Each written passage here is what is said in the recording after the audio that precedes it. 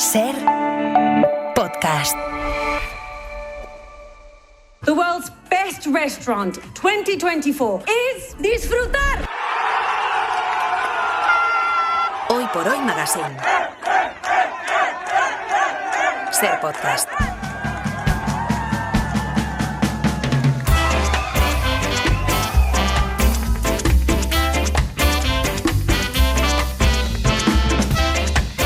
Dice la Real Academia de la Lengua que compartir es tener alguien o algo en común con otra u otras personas y disfrutar, percibir o gozar los productos y utilidades de algo. Pero gastronómicamente, tanto compartir como disfrutar son más que dos verbos. Al menos tres cocineros y una ambición infinita. Pau Arenós, crítico gastronómico y director de la web Cata Mayor del periódico. En disfrutar han conseguido un raro hito, que tres socios sean también tres amigos. Personas tan distintas y con tantas opciones privadas en sus vidas, como Oriol, como Mateu y como Eduard, consiguen crear un monumento a la creatividad, porque es alta escuela, es alta competición, es llegar lo más lejos que las mentes permitan. No es un restaurante en el que la gente solo vaya a comer. La creatividad, uno hay que trabajarla. 100 platos nuevos cada año, descartes, insistir, pensar qué hacer, qué cosa nueva, cómo ir más lejos, más arriba, cómo hacer disfrutar más al comenzar. Y aquí un trabajo titánico y que no acaba mañana, sino que continúa y continúa. Ahora que se cumple un año de la elección del restaurante Disfrutar, la obra colectiva de los chefs Oriol Castro, Eduard Xatruch y Mateu Casañas como el mejor restaurante del mundo, vamos a charlar con este último sobre la vida de dos de los referentes obligados de la gastronomía nacional e internacional. Mateu Casañas, buen día, buenos días. Buen día, muy buenos días. Mateu, hay un dicho conocido que dice que lo que pasa en Las Vegas se queda en Las Vegas, pero eso pasó ya hace un año, 6 de junio de 2024, con la elección del mejor restaurante del mundo. ¿Cómo recuerdas ese momento que hemos escuchado nada más empezar? Hombre, fue un momento de altísima tensión y de inmensa felicidad. Al final era como si una presa se hubiera desbocado en ese momento, fue emocionantísimo. ¿Y cuánto tarda en llegar la responsabilidad, el peso de la responsabilidad de decir, ostras tú, lo que tenemos encima? Los que nos conocen bien saben que al cabo de pocos segundos, diría yo. Porque ¿qué pasa cuando uno recibe este tipo de galardón? Es decir, ¿piensas solo en mejorar, piensas en no fallar o es algo que llama en vuestro ADN de siempre? Bueno, siempre hemos sido una gente muy respetuosa y muy conservadora en ese sentido, es decir, hemos sido muy conscientes de lo que representa a nivel de responsabilidad encabezar un proyecto como este, y en el momento en que decidimos y nos definimos como restaurante creativo, pues asumimos una serie de retos que son mayúsculos y bien como apuntaba Pau, ¿no?, en esta introducción que habéis escogido, sí, pues implica un recorrido lleno de tensión, presión y mucho esfuerzo, ¿no? ¿Han cambiado muchas cosas en estos 12 meses? Yo podría decir que no. Es verdad que somos conscientes desde un punto de vista pues que la gente ahora viene a un restaurante en el que supuestamente se ostenta este galardón de mejor restaurante del mundo. Con eso somos muy consecuentes y conscientes de la responsabilidad que supone, pero en el día a día no, porque estamos acostumbrados y siempre nos definimos como una gente muy constante y muy regular en todo lo que refiere a nuestro trabajo. ¿Y esto se traduce en más reservas de todo el mundo o ya más era imposible? Pues mira, somos siempre muy, muy respetuosos con todos, pero podemos decir que ya antes de este reconocimiento Disfrutar podía gozar de un prestigio a nivel global y sobre todo local que hacía que nunca dejáramos una silla vacía. Y eso pues nos enorgullece y por lo tanto sí que los da, es más proyección a medio y largo término, ¿no? Con toda esta responsabilidad, con lo que supone estar ya arriba, ¿se sigue disfrutando haciendo lo que hacéis? Sí, es evidente. Un tipo de trabajo como este no lo haces si no te apetece, si no te sale de dentro y si la pasión es quizá la piedra angular que lo mueve todo, ¿no? Es verdad que la presión hay que aprender con el tiempo, con los años, así lo hemos hecho, a llevarla y sopesarla lo justo y necesario para que te incite a ir más allá. Pero no es un condicionante en el día a día, al revés. El día a día lo que te llena es pues la gente joven que tiene ganas de aprender, de sumarse al proyecto, descubrir nuevos productos, encontrar nuevos caminos y al final eso es lo que hacemos básicamente nosotros, ¿no? Mateu, y compartiendo los tres que, ostras, yo no sé por qué aquí a veces vienen muchas bandas musicales que acaban hartos los unos de los otros. Claro, o sea, los tres todo el rato, ¿eso cómo se gestiona? Bueno, es intenso. Al final pasamos un buen periodo de tiempo, alrededor de unos 15 años ya trabajando bajo esta presión en el proyecto del Bulli, con Ferran, Juli y Albert, ¿no? Sí. Allí nos conocimos los tres y pudimos pulir y marcar muchas diferencias entre ambos, pero es verdad que después de estos 13 años ya de proyecto propio, con compartir y ahora con disfrutar, pues nos sentimos cómodos así y sinceramente tenemos una clave, creemos que es poner siempre por encima el proyecto delante de las personas, ¿no? ¿Discutís mucho? Lo necesario. O sea, discutimos porque somos capaces de hablarnos con total sinceridad. Y esa es una de las claves, creemos, súper buenas que nos ayuda a que no haya jugarretas escondidas ni nada por el estilo, sino que nos hablemos siempre cara a cara. Todo empieza, y tú ya lo nombrabas algunos años antes, en tu caso cuando llegas al Bulli en 1997, un lugar tan emblemático como ese, pero la complicidad con Uriol y con Eduard, ¿cómo surge? Porque por ahí pasa mucha gente y ahí sois muchos trabajando. Bueno, yo creo que es un poco consecuencia pues de que fuimos las tres personas que llegamos hasta el 2011, ¿no? Que es cuando Ferran decidió bajar persiana, y eso hizo pues que en ese momento de pseudo vacío viéramos pues la necesidad de quitarnos una espina que era qué pasaría si tuviéramos un proyecto propio, ¿no? Y en eso pues nos decidimos conjurarnos los tres y ahí arrancamos en Cadaqués en el año 2012. Mira, la fecha que tú decías, el 30 de julio de 2011. Dentro de unos minutos el que fuera considerado mejor restaurante del mundo, el Bulli, va a celebrar una cena de despedida a la que asisten 50 privilegiados, la mayoría amigos y compañeros de profesión de Ferran Adrià. Tras la cena a medianoche se tocarán las campanadas. ¿Qué supuso para ti ese cierre? Entiendo que ya os ibais preparando, no sé con cuánta anticipación os lo comunicaron, pero ¿qué supuso el cierre del Bulli? Mira, ahora mismo se me ha puesto la piel de gallina de recordarlo, de verdad. Bueno, fue intenso, fue un restaurante que cambió. Es que tenemos que acordarnos que la cocina española, evidentemente por legado, por tradición, por historia, y después porque lo sucedió principalmente en el Bulli en los años 90 y 2000, cambió el paradigma de la cocina mundial. O sea, hubo un antes y un después de lo que pasó en Cala Montjoy, en Rosas, y eso hay que tenerlo muy presente y no tenemos que olvidarnos. Y es que nosotros, hoy en día, como muchos otros compañeros, estamos bebiendo de esas fuentes, ¿no? Y es muy importante tenerlo presente. Entiendo que hubo un día en que llegó Ferran y dijo: tancaré. Sí, ¿no? Tanku, eso dijo. Bueno, nos explicó, realmente estuvo muy bien, hizo una reunión con todo el grupo, con todo el equipo base, por decirlo así, y nos explicó pues que sí, que cerraba el restaurante, pero que abría la puerta de otro proyecto, que era el Bulli Foundation. Sí.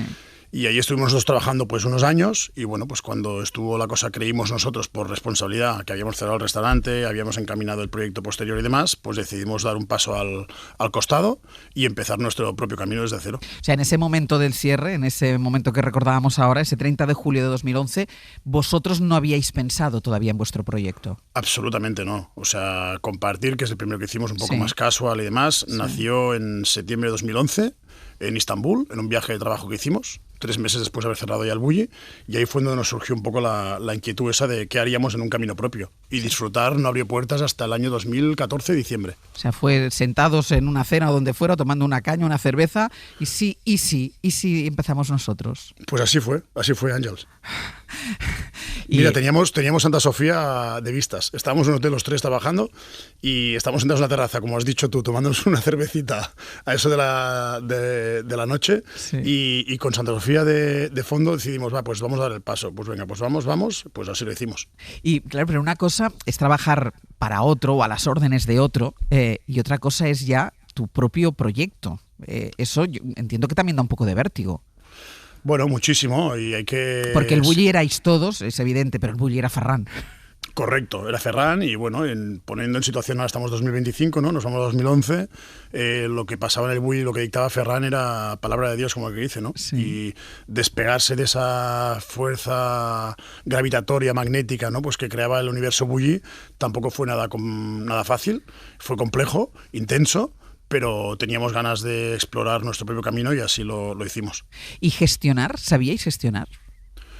Yo diría que absolutamente no, pero bueno, para eso es toda la vida, ¿no? Me pensaba que me ibas a decir, y ahora tampoco. No, yo creo que ahora podemos decir pues que más o menos lo podemos gestionar bien. Lo que sí que teníamos una cosa muy clara al principio, o dos básicamente, y es que queríamos hacer un camino absolutamente libre, y eso nos obligaba a que nos manteniéramos los tres muy juntos, muy unidos y sin aceptar ayuda de cualquier tipo de fuera, y en ese sentido también pues mantener un espíritu muy crítico con todo aquello que hacíamos, ¿no? Y creo que hemos sido capaces de darle una personalidad a nivel empresarial al grupo, pues también dice mucho de cómo somos nosotros tres, ¿no? Y un poco es también seguir porque hubierais podido, es verdad que empezasteis con compartir, que es más casual, pero luego habéis hecho lo que habéis hecho en Disfrutar, que es una brutalidad. Un poco con la idea de queríamos seguir la estela del Bulli, es decir, queríamos seguir como un spin-off. Yo creo que más que querer es un poquito frase clásica, ¿no? De que la cabra tira al monte. Yeah. Y me explico. Y es que habíamos estado muchos años pues bajo presión, con cocina creativa, trabajando para ello, ¿no? Formando parte de ese núcleo de trabajo que Ferran había creado también en Calamonjoy.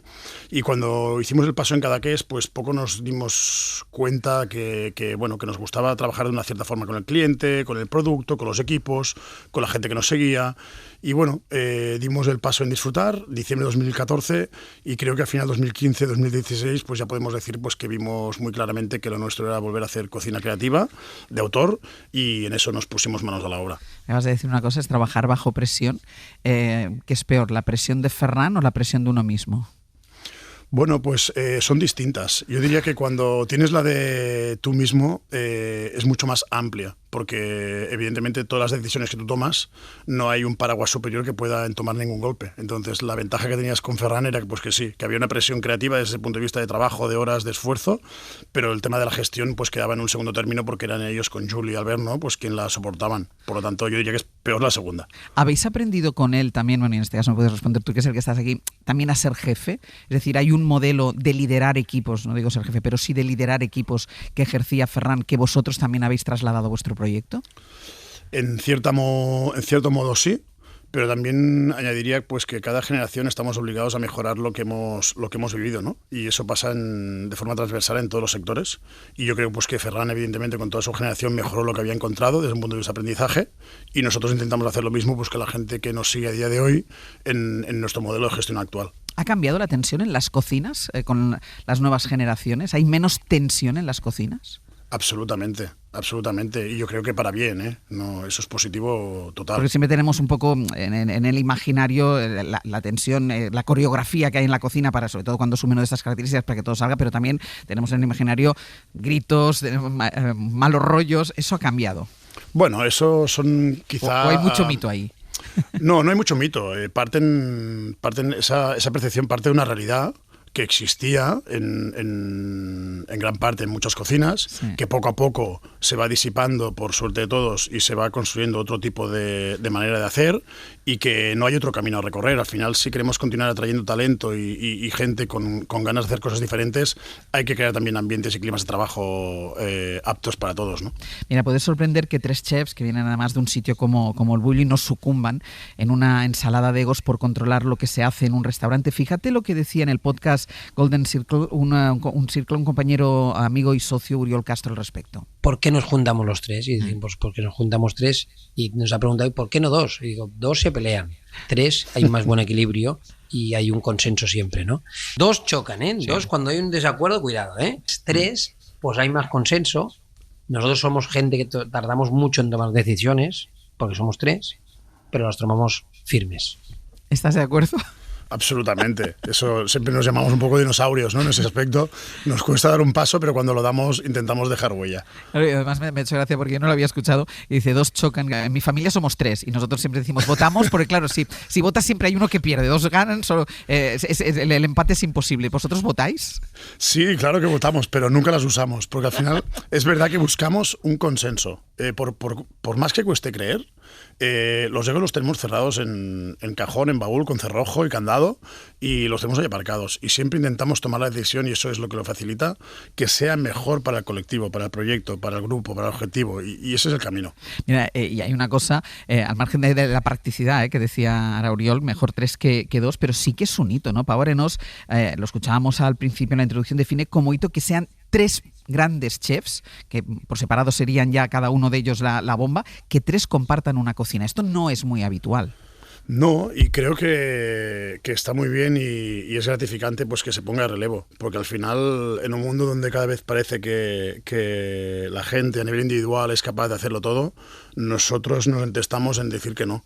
que la unión está en la fuerza, que en el colectivo está lo que vamos a ganar todos y que es importantísimo que las nuevas generaciones, y así lo intentamos hacer con la gente que nos acompaña en nuestros equipos, entiendan que siempre alguien tiene que aportar, que sumar y que decir para mejorar la decisión. Y a veces nos pueden tirar un poquito como de serios y eso en esto, ¿no? Pero es que estamos convencidísimos en esto, que el más gente suma siempre.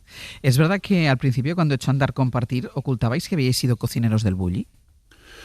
No lo ocultábamos, pero lo que necesitábamos de forma imperiosa en esa época vital y profesional era despegarnos pues, de lo que había supuesto, ¿no? Porque al final vivir con esa sombra cuesta mucho y queríamos que la gente nos valorara como proyecto propio. Y en eso hemos trabajado durante muchos años, lo hemos conseguido, no ha sido fácil, pero agradecemos pues, que la gente vea e identifique pues, que hay un estilo marcado y muy claro, pues que tiene un camino a recorrer por sí mismo, ¿no? ¿Y dónde está el límite, Mateo? En un restaurante creativo y de vanguardia, ¿cuál es el límite? Bueno, pues podríamos decir quizá la pasión, ¿no? La pasión por el oficio. Mientras tú tengas ganas de ir un poquito más allá, el mundo gastronómico es inmenso. No nos cansaremos ni nos cansamos nunca de decir que la gastronomía es cultura. En un país como es el nuestro, que es España, pues hay que tener presente que aquí pasan cosas muy distintas y pasan muy distintas por muchos productos, por muchos recetarios, por mucho legado que tenemos. Especialmente en Cataluña hay particularidades muy claras que los microclimas diferentes y próximos a la vez nos dan una posibilidad inmensa y todas esas posibilidades se multiplican hasta el máximo exponente y eso hace pues que los caminos sean casi, al menos ilimitados por lo que percibimos nosotros. Por lo tanto, el límite no existe. Cocinar hace feliz a las personas, cocinar te ayuda a ser mejor, a conocer tu historia, a dibujar tu futuro y por lo tanto nosotros larga vida a la gastronomía. ¿Cuánto tiempo paráis? ¿Os dais un periodo para seguir creando, para viajar, para ir buscando nuevas cosas, para que puedan salir esas ideas, para hacer esos platos? Nosotros siempre hemos sido conscientes de que eso va muy ligado a nuestro día a día y la manera de entender la vida y la profesión.